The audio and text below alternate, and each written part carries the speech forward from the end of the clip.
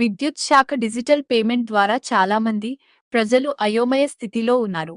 Phone pay, online pay ద్వారా pay చేయవలసి ఉంటుండగా చాలామందికి మా యొద్ద సెల్ ఫోన్లు లేవు అంటూ వాపోతున్న ప్రజలు. నంద్యాల జిల్లా కేంద్రంలో కరెంట్ ఆఫీస్ ఆవరణంలో ఉన్నాము.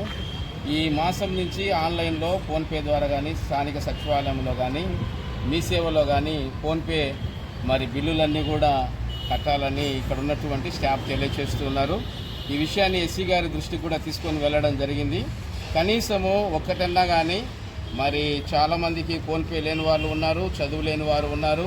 చాలామంది కూడా ఈ డిజిటల్ పేమెంట్స్లో భయపడుతున్న వారు కూడా ఉన్నారు. అలాంటి వారికి ఒక అవకాశాన్ని కల్పించాలని ఎస్సీ గారిని కోరాము. విషయాన్ని గమనించి ఇంత దూరం వచ్చి నిరుత్సాహంగా వెళ్ళిపోకుండా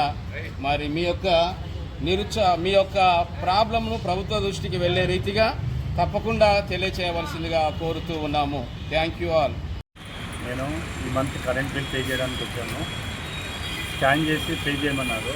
స్కాన్ చేసినా కానీ పేమెంట్ పోలేదు.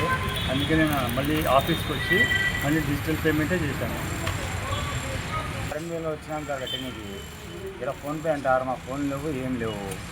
దీనికి ఏం మార్గం చేయాలో ఏం అర్థం కాలే. సీసీ వాళ్ళ కట్టాలంట, వాడు పోయి కట్టాలంట. ఏమో అది అర్థం కాదండి మాకు.